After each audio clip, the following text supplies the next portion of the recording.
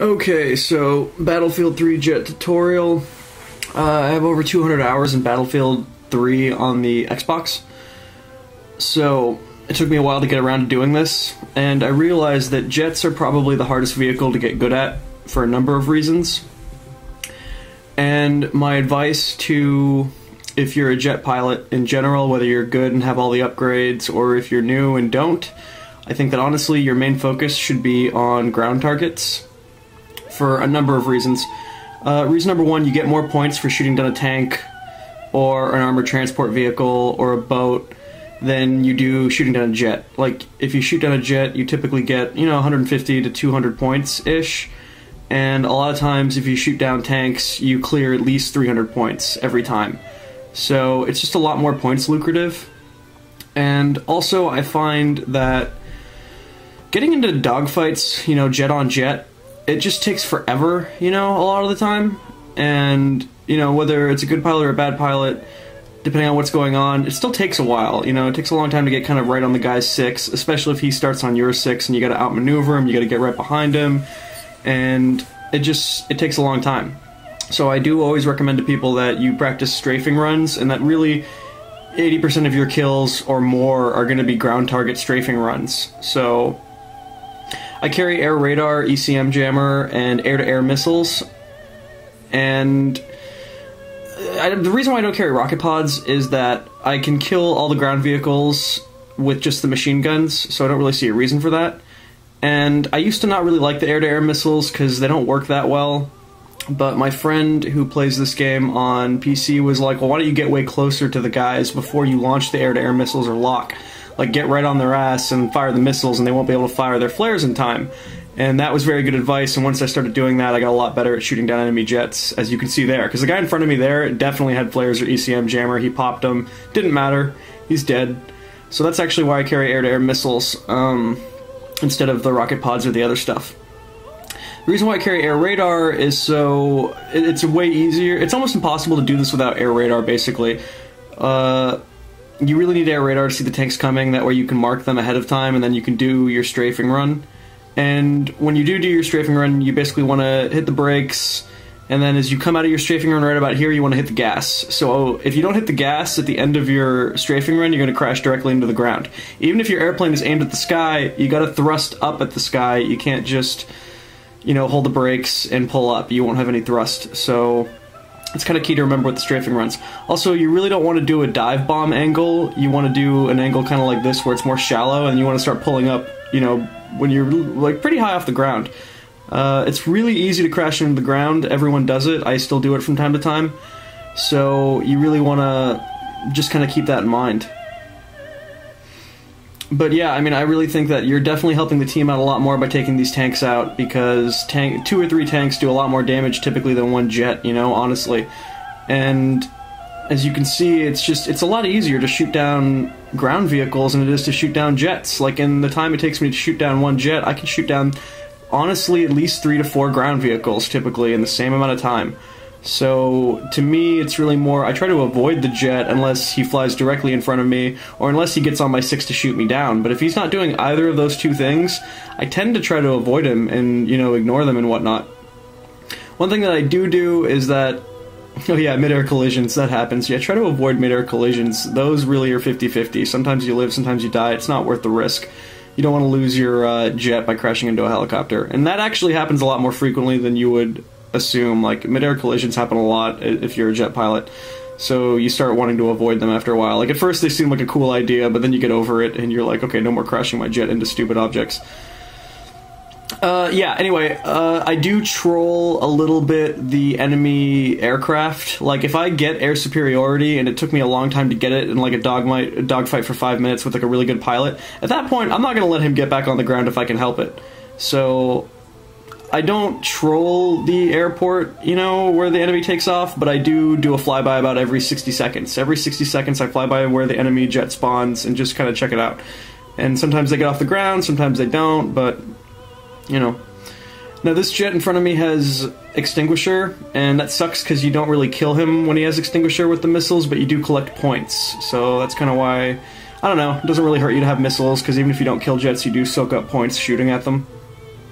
And here was a missed strafing run. I went for a tank that I missed, so I just did a slow, gradual loop, and within 10 seconds I'm back on the tank, and he was still marked.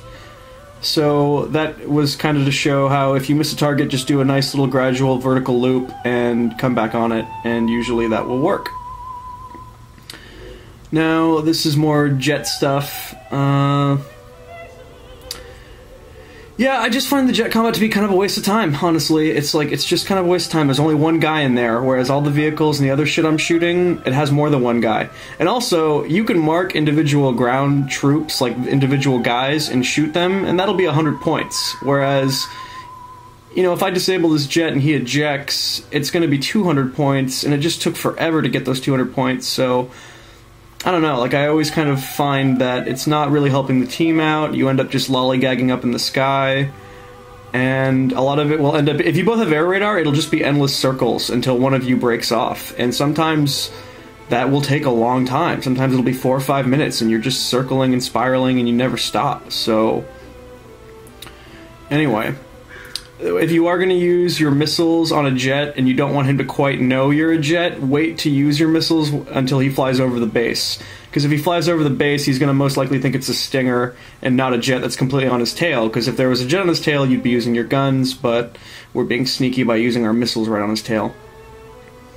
And yeah, this is setting up a strafing run, particularly on Karg Island, actually. If you shoot down these boats, it's a freaking nightmare for them, because then they have to swim from the boat to the beach, and that is just too far a swim. You know, you shoot the helicopter down, you shoot the jet down, then you start mopping up the boats, and that is just worst case scenario on that particular level when you're attacking. So it then gets back into the idea of who cares what the enemy jet's doing. Honestly, it's much better to shoot the helicopters for the points, and also because the helicopters are much more of a threat, because the helicopters can guard the MCOMs or hover over the objectives a lot better than the jet. The jet's just doing flybys, people can't spawn in it.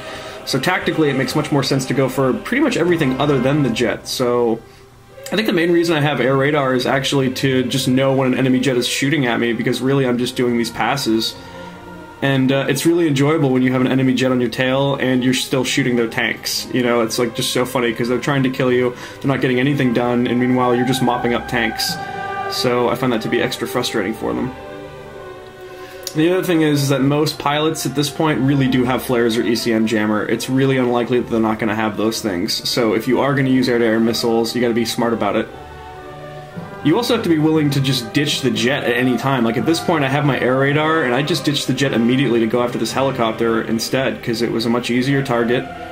And I got my air radar, I can see that the jet's nowhere near me. Maybe he crashed, I don't know, I didn't even kill him. So that's the whole point about just kind of, you don't need to pay attention to the enemy jet sometimes, because they're just doing their own thing or dicking around or crashing. So I mean, really, if you want to get these unlocks, I can't imagine how long it would take to get them by just shooting jets down, you know, by just doing dogfighting. Like, I think that would take an eternity. So if you really want to get these jet upgrades and have a chance, I would recommend going for the ground targets.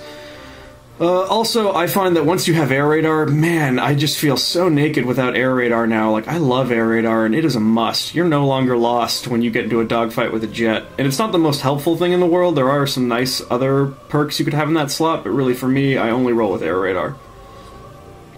And flares and ECM jammers are almost a tie. I mean, yeah, I'm rolling with ECM jammers, but I don't know. Another plus about if you take out these water vehicles, and there's a number of levels that have this kind of aspect to it, if you disable the water vehicle or the transport carrier or whatever it is, if you just disable it, there's no healing that thing because you can't swim with a welding torch. So now that I've disabled that thing, those guys have to swim, like they're stuck there. And everyone's on our beach watching them, like those guys are screwed. So this gets back into the idea of, you know, what do you want to do with the jet? Do you want to not have the team be helped or assisted or noticed, or do you want to be just this, you know, death from above maniac who's just destroying everything? And I feel so bad for those people in particular, because they survived, they have to get out, they have to swim, and they're literally like 40 feet from the carrier. So what are they going to do? Swim back to the carrier or swim to shore? Either way, it's just, it's so lame for them. And honestly, I kind of did this video just to show kind of what the priorities should be, and how, you know, it's kind of obvious that your priorities should be ground targets. And you really shouldn't mess around too much with the air targets, unless they're a helicopter. Helicopters are easy pickings, honestly. But if it's a jet, you really need to decide if that's going to be worth your time or not. So I find that, honestly, most of the time it's not worth your time. And definitely for assisting the team, you know, much more helpful to, you know, not really worry about it. Anyway, hope that was helpful.